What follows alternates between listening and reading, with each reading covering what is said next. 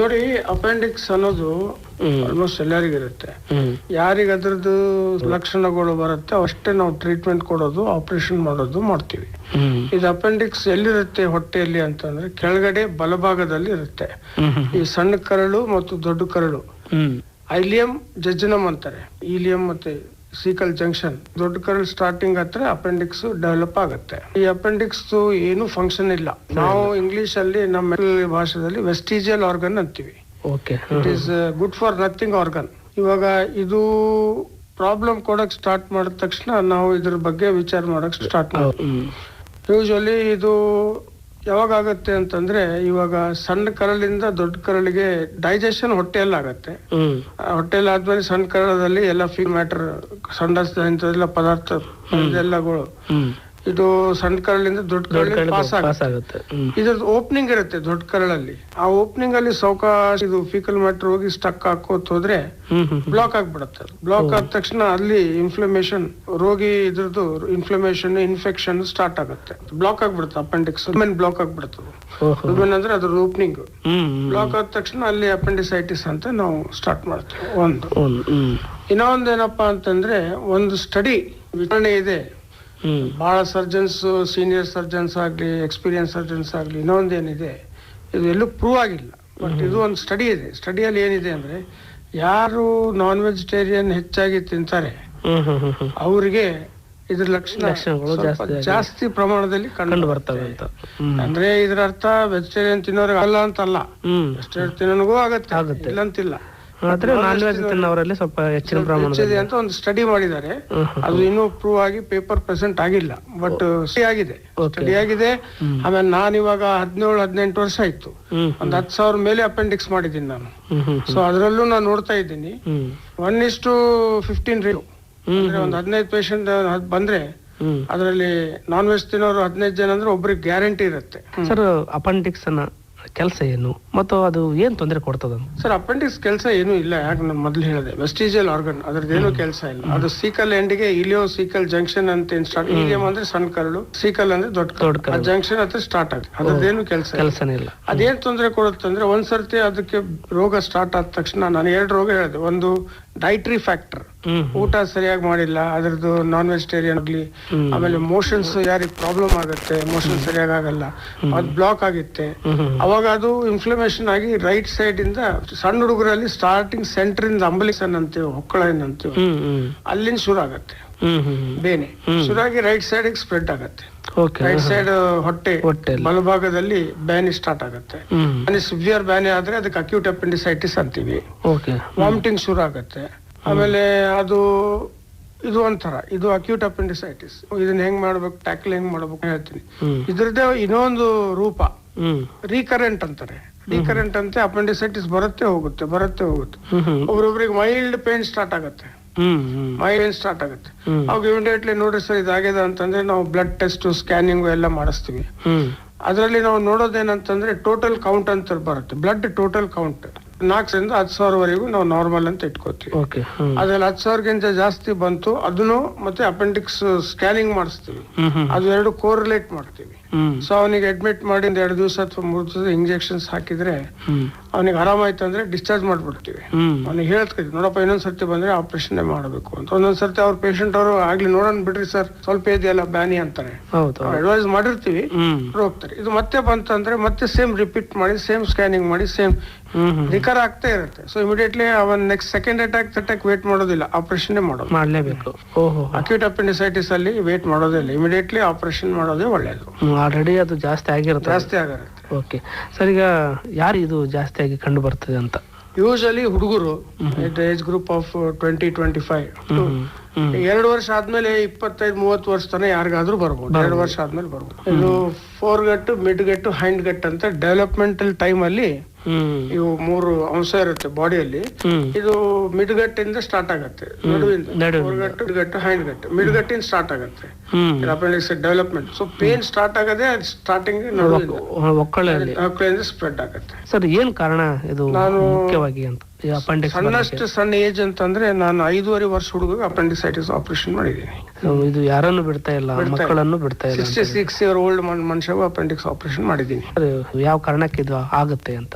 ಇದಕ್ಕೆ ಒಂದು ಪರ್ಟಿಕ್ಯುಲರ್ ಕಾರಣ ಇಲ್ಲ ಸರ್. ಇದು ಅಪೆಂಡಿಸೈಟಿಸ್ ಅಂದ್ರೆ ಕೆಲವರಲ್ಲಿ ಕೆಲವೊಂದು ರೋಗಗಳು ಆಹಾರದಿಂದ ಬರ್ತದೆ, ಕೆಲವೊಂದು ಜೀವನ ಶೈಲಿಯಿಂದ ಬರ್ತದೆ. ನಮ್ದು ಸ್ಟಡಿಯಲ್ಲಿ ಏನಿದೆ, ಸ್ವಲ್ಪ ಸ್ಪೈಸಿ ಫುಡ್ ಆಮೇಲೆ ನಾನ್ ವೆಜಿಟೇರಿಯನ್ ಮಾಂಸಕ್ಕ ಇದು ತಿಂದ್ರೆ ಆಗಬಹುದು ಅಂತ ನಮ್ದೊಂದು ಸ್ಟಡಿ ತೋರಿಸ್ತಾ ಇದೆ.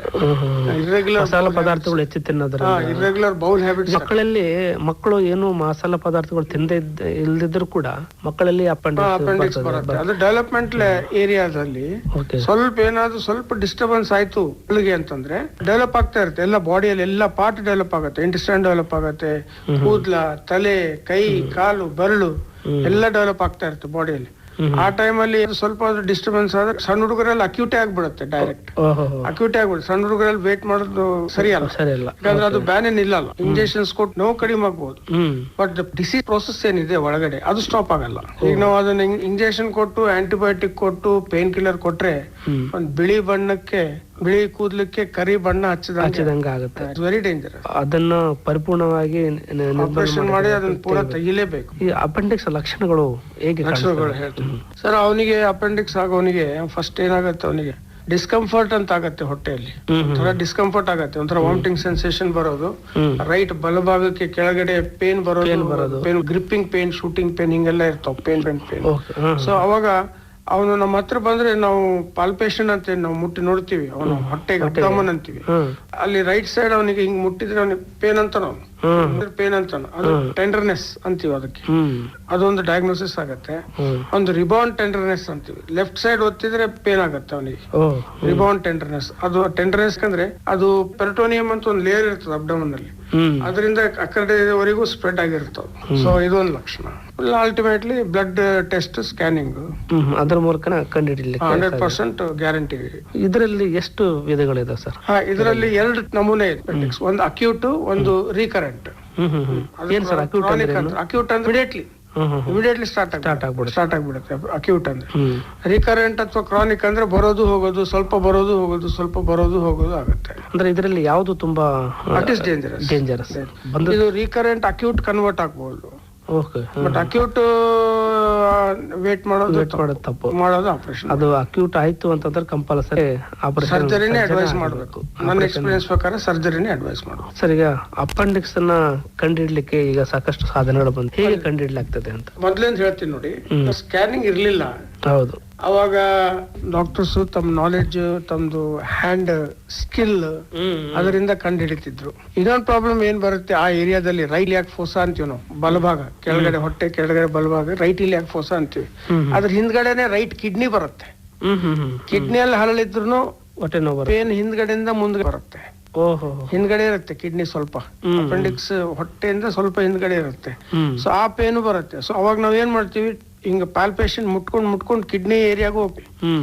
ಆ ಕಿಡ್ನಿ ಏರಿಯಾಗ ಒತ್ತಿ ನೋಡ್ತೀವಿ. ಅಲ್ಲಿ ಪೇನ್ ಇತ್ತು, ಅಲ್ಲಿ ಟೆಂಡರ್ನೆಸ್ ಇತ್ತು, ಮತ್ತೆ ಇಲ್ಲಿ ಎದುರುಗಡೆನೂ ಟೆಂಡರ್ನೆಸ್ ಇತ್ತು ಅಂದ್ರೆ ನಾವು ಅಪೆಂಡಿಕ್ಸು, ಕಿಡ್ನಿ ಸ್ಟೋನು ಎರಡಕ್ಕೂ ಕನ್ಫ್ಯೂಷನ್ ಆಗುತ್ತೆ. ಸ್ಕ್ಯಾನಿಂಗ್ ಇನ್ವೆಂಟ್ ಆದ್ಮೇಲೆ, ಸ್ಕ್ಯಾನಿಂಗ್ ಬಂದ್ಮೇಲೆ ಏನೂ ತೊಂದರೆ ಇಲ್ಲ, ಕ್ಲಿಯರ್ ಕಟ್ ತೋರಿಸ್ಬಿಡುತ್ತೆ ಕಿಡ್ನಿ ಸ್ಟೋನ್ ಇದೆಯಾ ಅಪೆಂಡಿಕ್ಸ್ ಇದೆಯಾ. ಸ್ಕ್ಯಾನಿಂಗ್ ಮಾಡುವಾಗ ಒಂದು ವಿಷಯ ನಾವು ಇಟ್ಕೋಬೇಕು. Patient bladder, kidney, urinary bladder full ಮಾಡಿ ಕಾಲ್ ಮಾಡಿ ಮಾಡಲಾರ್ದೆ ಸ್ಕ್ಯಾನಿಂಗ್ ಮಾಡಿಸಿದ್ರೆ 2 ಕಿಡ್ನಿಯಲ್ಲಿ ಯೂರಿನ್ ಪ್ರೊಡ್ಯೂಸ್ ಆಗೋದು, ಬ್ಲಾಡರ್ ಫುಲ್ ಆಗೋದು ಎಲ್ಲ ಸಪರೇಟ್ ಕಾಣಿಸುತ್ತೆ. Curd, appendix separate. ಹೆಂಗಸರಲ್ಲಿ ಇನ್ನೊಂದು ಪ್ರಾಬ್ಲಮ್ ಬರುತ್ತೆ. ಅದು ರೈಟ್ ಓವರಿ, ಲೆಫ್ಟ್ ಓವರಿ ಅಂತ ಇರುತ್ತೆ ಅಂಡಾಶಯಗಳು ಹೆಣ್ಮಕ್ಳಿಗೆ. ಆ ಅಂಡಾಶಯದಲ್ಲೂ ಏನಾದ್ರು ನೀರಿಂದು ಗಡ್ಡಿ ಅಥವಾ ಏನಾದ್ರು ರಕ್ತದ ಗಡ್ಡಿ ಡೆವಲಪ್ ಆದ್ರೆ ಓರಿಯನ್ ಸಿಸ್ಟ್ ಅಂತಾರೆ. ಚಾಕ್ಲೇಟ್ ಓರಿಯನ್ ಸಿಸ್ಟ್, ಹೆಮೋಟೋಸಿಲ್ ಒಳಗಡೆ ಬ್ಲಡ್ ಇದ್ರೆ, ಅಥವಾ ಸಿಂಪಲ್ ಓರಿಯನ್ ಸಿಸ್ಟ್ ಒಳಗಡೆ ನೀರಿದ್ರೆ, ಅವು ಏನಾದ್ರು ತಿರುಗಿದ್ರೆ, ಟ್ವಿಸ್ಟ್ ಆಗಿದ್ರೆ ಅವನು ರೈಟ್ ಇಲಿಯಾಕ್ ಫೋಸಾ ಕಡೆ ಪೇನ್ ತೋರಿಸುತ್ತೆ. ಅವಾಗ್ನು ಕನ್ಫ್ಯೂಷನ್ ಆಗತ್ತೆ. ಸೊ ಅವಾಗ ಓಲ್ಡನ್ ಡೇಸ್ ಅಲ್ಲಿ ಸರ್ಜನ್ಸ್ ಏನ್ ಮಾಡ್ತಾ ಇದ್ರು, ಇದೇನ್ ಮ್ಯಾಕ್ಬರ್ನಿಸ್ ಪಾಯಿಂಟ್ ಅಂತೇನೆ ನಾವು ಪೇನ್ ತೋರಿಸ್ತೀವಿ ಅಪೆಂಡಿಕ್ಸ್, ಈ ಕಡೆ ಹೊಕ್ಕಳಿಂದ 2.5 ಸೆಂಟಿಮೀಟರ್ ದೂರ, ಈ ಕಡೆ ನಮ್ ಸ್ಪೈನ್ ಅಂತ ಬರುತ್ತೆ ಒಂದು ಎಲುಬು, ಅಲ್ಲಿಂದ 1.3 ಸೆಂಟಿ, ಅದು ನಡುವಿನ ಪಾರ್ಟ್ ಮ್ಯಾಕ್ಬರ್ನಿಸ್ ಅಂತೀವಿ. ಅಲ್ಲೇ ಕೊಯ್ತೀವಿ, ಇನ್ಸಿಷನ್ ತಗೋತೀವಿ. ಬಟ್ ಅವಾಗಿನ ಸರ್ಜನ್ಸ್ ಏನ್ ಮಾಡ್ತಿದ್ರು, ಲೋವರ್ ಮಿಡ್ ಲೈನ್ ಇನ್ಸಿಷನ್ ಅಂದ್ರೆ ಕೆಳಗಡೆ, ಸ್ವಲ್ಪ ಕೆಳಗಡೆ ತಗೋತಿದ್ರು ಇನ್ಸಿಷನ್. ಅಂದ್ರೆ ಅದು ಓವರಿನು, ಹೆಣ್ಮಕ್ಳಲ್ಲಿ ಆ ಓವರಿನು ಕಾಣ್ಬೇಕು, ಅಪೆಂಡಿಕ್ಸು ಕಾಣ್ಬೇಕು, ಎರಡೂ ಕಾಣ್ಬೇಕು. ಅಂತ ಎರಡು ಚೆಕ್ ಮಾಡ್ತಿದ್ರು ಅವಾಗ ಹೆಣ್ಮಕ್ಳಿಗೆ ಮೋಸ್ಟ್ ಆಫ್ ದ ಸರ್ಜನ್ಸ್. ಲ್ಯಾಪ್ಸ್ಕೋಪಿ ಅಂತ ಏನ್ ಬಂತು, ಲ್ಯಾಪ್ರೋಸ್ಕೋಪಿ ಅಪೆಂಡಿಸೆಕ್ಟಮಿ ಅಂತ ಏನ್ ಇನ್ವೆಂಟ್ ಆಯ್ತು, ಸ್ಟಾರ್ಟಿಂಗ್ ನಾನೇ ಫಸ್ಟ್ ಸ್ಟಾರ್ಟ್ ಮಾಡಿದ್ದು ರಾಯಚೂರಲ್ಲಿ 2000 ಅಲ್ಲಿ ನಾನ್ ಸ್ಟಾರ್ಟ್ ಮಾಡಿದ್ದು ರಾಯಚೂರು. ಲ್ಯಾಪ್ರೋಸ್ಕೋಪಿ ಬಂದ ತಕ್ಷಣ ತುಂಬಾ ಪೇಷಂಟ್ 1.5 ಡೇ ಮನೆಗೆ ಕಳಿಸ್ಬಿಡು. ಲ್ಯಾಪ್ರೋಸ್ಕೋಪಿ ಅಡ್ವಾಂಟೇಜ್ ಏನಂದ್ರೆ ಕಂಪ್ಲೀಟ್ ಅಪೆಂಡಿಕ್ಸ್ ಏರಿಯಾ, ಸಣ್ಣ ಕರಳು, ದೊಡ್ಡ ಕರಳು ಎಲ್ಲ ಪ್ರತಿಯೊಂದು ವಿಜುವಲೈಸ್ ಆಗುತ್ತೆ. ಎಲ್ಲ ಕರಳು, ಲಿವರು ಎಲ್ಲ, ಗಾಲ್ ಬ್ಲಾಡರ್, ದೊಡ್ಡ ಕರಳು, ಸಣ್ಣ ಕರಳು ಎಲ್ಲ ಕಾಣಿಸುತ್ತೆ. ಈಗ ಹೆಣ್ಮಕ್ಳಲ್ಲಿ ನಾವು ಓರಿನೂ ಚೆಕ್ ಮಾಡಬಹುದು.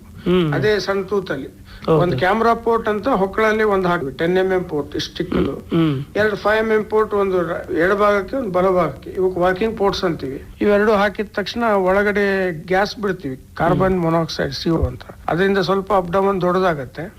ಸೊ ಅದರಿಂದ ನಾವು ನೋಡ್ಕೋತ ಹೋದ್ರೆ, ಟ್ರೇಸ್ ಮಾಡ್ಕೋತ ಹೋದ್ರೆ ನಮ್ಗೆ ಅಪೆಂಡಿಕ್ಸ್ ಸಿಗುತ್ತೆ, ಓರಿನೂ ಕಾಣಿಸುತ್ತೆ, ಯೂಟರ್ಸ್ ಕಾಣಿಸುತ್ತೆ.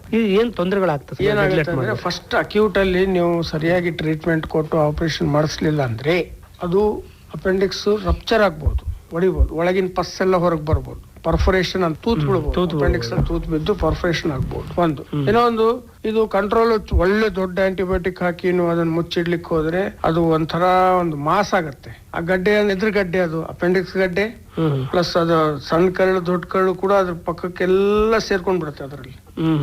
ಆಮೇಲೆ ಒಮೆಂಟಮ್ ಅಂತ ಒಂದಿರುತ್ತೆ, ಒಂದ್ ಲೇಯರ್ ಇರುತ್ತೆ, ಒಂದ್ ಪದರ್ ಇರುತ್ತೆ, ಅದು ಸಹಿತ ಕೂತ್ಕೊಂಡ್ ಬಿಡುತ್ತೆ. ಇದೆಲ್ಲ ಸೇರ್ಕೊಂಡು ಒಂದ್ ಗಡ್ಡೆ ಆಗ್ಬಿಡುತ್ತೆ. ಗಡ್ಡೆ ಆದಾಗ ಮಾತ್ರ ಬಹಳ ಕಷ್ಟ ಆಪರೇಷನ್ ಮಾಡೋದು. ಈ ಗಡ್ಡೆ ಆದಾಗ ನಾವು ನೋಡಿದಾಗ ಏನದ, ಅದನ್ನ ಹಾರ್ಸ್ನೆಸ್ ಸಿರಮ್ಸ್ ರೆಜಿಮ್ ಅಂತ ಪ್ಲಾನ್ ಮಾಡ್ತೀವಿ. 6 ವಾರ ಪೇಷಂಟ್ಗೆ ಆಂಟಿಬಯೋಟಿಕ್ ಕೊಡ್ತೀವಿ, ಇಂಜೆಕ್ಷನ್ಸ್ ಕೊಡ್ತೀವಿ, ಗ್ಲೂಕೋಸ್ ಕೊಡ್ತೀವಿ. 6 ವಾರ ವೇಟ್ ಮಾಡ್ಬೇಕು, ನಡು 1-2 ಸ್ಕ್ಯಾನಿಂಗ್ ಮಾಡಿಸ್ಬೇಕು, ಬ್ಲಡ್ ಟೆಸ್ಟ್ ಮಾಡ್ಬೇಕು.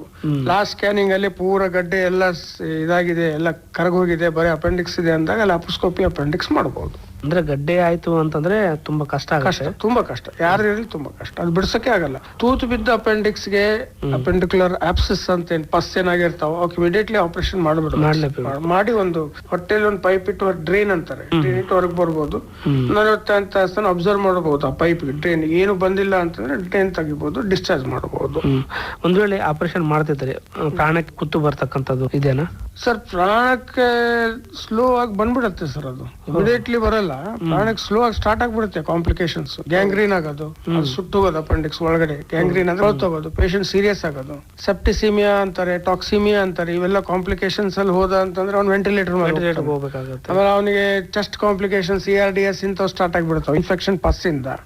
ಸೊ ಅದರಿಂದ ವೆಂಟಿಲೇಟರ್ ಹೋಗ್ತಾನೆ. ಆಮೇಲೆ ಅಲ್ಟಿಮೇಟ್ಲಿ ನಾವು ಪ್ರಾಬ್ಲಮ್ ಸಾಲ್ವ್ ಮಾಡಿಲ್ಲ. ಬಾಡಿ ಒಳಗೆ ಪ್ರಾಬ್ಲಮ್ ಇದ್ದದನ್ನ ಹೊರಗೆ ತೆಗೆದ್ರೇನೆ ಬಾಡಿ ರಿಲ್ಯಾಕ್ಸ್ ಆಗ್ತಾನೆ. ಬಾಡಿ ಒಳಗಡೆಯಿಂದ ನಾವು ಪ್ರಾಬ್ಲಮ್ ಹೊರಗೆ ತೆಗ್ದಿಲ್ಲ, ಅದನ್ನ ನಾವು ಎಷ್ಟಾದ್ರೂ ಮುಚ್ಕೊಳಕ್ ಹೋಗ್ತೀವಿ, ಅದು that is not correct. Sir, ಈಗ ಅಪೆಂಡಿಕ್ಸ್ ಗೆ ಸಂಬಂಧಪಟ್ಟಂತೆ ಏನೇನು ಟ್ರೀಟ್ಮೆಂಟ್ ಇರುತ್ತೆ? ಈಗ ಅಡ್ವಾನ್ಸ್ ಆಗಿ ಹೊಸ ಟೆಕ್ನಾಲಜಿ ಬಂದಿದೆ, ಅದು ಹೇಗೆ ಆಪರೇಷನ್ ಚಿಕಿತ್ಸೆ ಸ್ಟಾರ್ಟ್ ಮಾಡೋಕ್ಕಿಂತ ಮೊದಲು ಸಾಧನೆಗಳು, ಅಪೆಂಡಿಕ್ಸ್ ಅಂತ ನಾವು ಏನಂತ ಪ್ಲಾನ್ ಮಾಡಬಹುದು, ಲ್ಯಾಪ್ರೋಸ್ಕೋಪಿ ಮಾಡಬೇಕು, ಓಪನ್ ಕಟ್ ಯಾವಾಗ ಮಾಡಬೇಕು. ಸಾಧನೆಗಳು ಅಂದ್ರೆ ನಾವು blood investigations, routine blood investigations, HIV, HbA1c, urine, x-ray, chest, ultrasound, ಇವು ಬೇಸಿಕ್. ಕಿಡ್ನಿದ್ ಯೂರಿಯಾ ಕ್ರಿಯೇಟ್ ಮಾಡ್ಲೇಬೇಕು, ಒಂದು ಲಿವರ್ ಫಂಕ್ಷನ್ ಟೆಸ್ಟ್ ಮಾಡ್ಲೇಬೇಕು. ಇವು ಬೇಸಿಕ್. ಸರ್ಜಿಕಲ್ ಪ್ರೊಫೈಲ್ ಅಂತಾರೆ ಇದಕ್ಕೆ.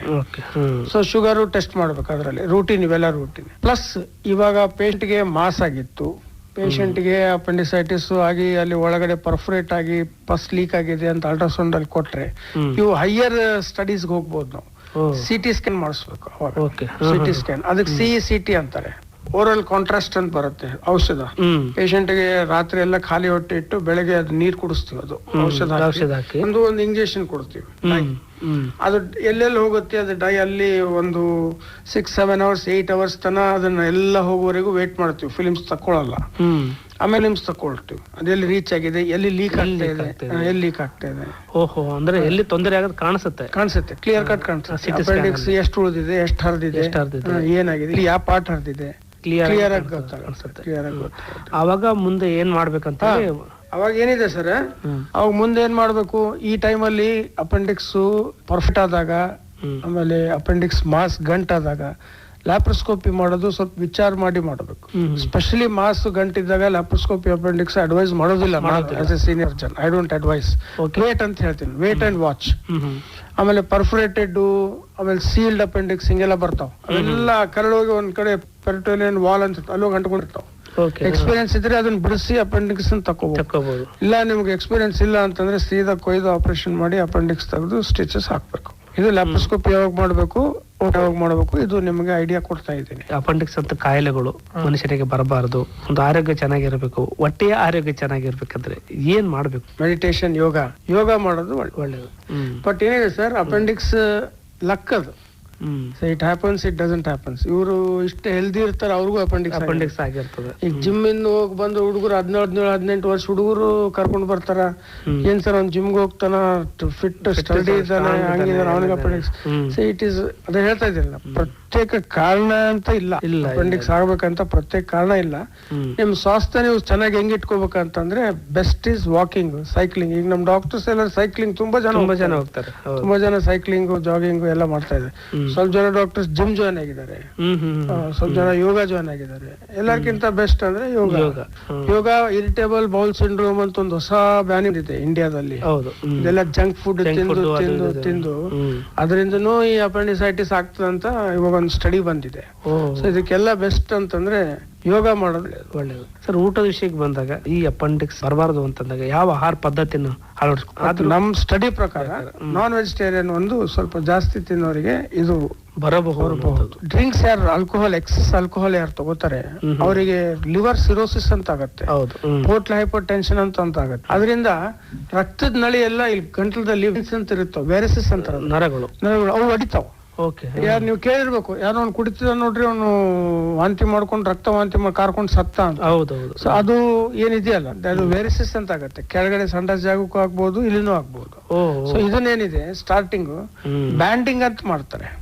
ಆ ವೆರಿಸಿಸ್ ಆ ವೇನ್ಸ್ ಎಂಡೋಸ್ಕೋಪಿ ಮಾಡಿ ಅಲ್ಲೇ ಬ್ಯಾಂಡ್ಸ್ ಬಿಡ್ತೀವಿ. ಸೊ ಅದು ಬಹಳ ಚೆನ್ನಾಗಿ ಟ್ರೀಟ್ಮೆಂಟ್ ಸ್ಟಾಪ್ ಆಗ್ಬಿಡುತ್ತೆ, ಬ್ಲೀಡಿಂಗ್ ಸ್ಟಾಪ್ ಆಗ್ಬಿಡುತ್ತೆ. ಕೆಳಗಡೆ ಆಯ್ತು ಅಂತಂದ್ರೆ ಕೆಳಗಡೆನೂ ಬ್ಯಾಂಡಿಂಗ್ ಮಾಡಬಹುದು, ಅಲ್ಲಿ ಕೂಡ ಬ್ಯಾಂಡಿಂಗ್ ಮಾಡಬಹುದು. ವ್ಯಾರಿಸಿಸ್ಗೆ ಕೊಲೊನೋಸ್ಕೋಪಿ ಬ್ಯಾಂಡಿಂಗ್ ಮಾಡ್ತಾರೆ. ಓಕೆ ಸರ್, ಒಳ್ಳೆ ಮಾಹಿತಿಯನ್ನು ಕೊಟ್ರಿ. ಅಪೆಂಡಿಕ್ಸ್ ಅಂದ್ರೆ ಏನು, ಅದು ಏನ್ ಕೆಲಸ ಮಾಡ್ತದೆ, ಬಂದ್ರೆ ಏನು ತೊಂದರೆ ಆಗ್ತದೆ ಮತ್ತು ಅದಕ್ಕೇನು ಟ್ರೀಟ್ಮೆಂಟ್ ಇದೆ ಅನ್ನೋದನ್ನು ಕುರಿತು, ಜೊತೆಗೆ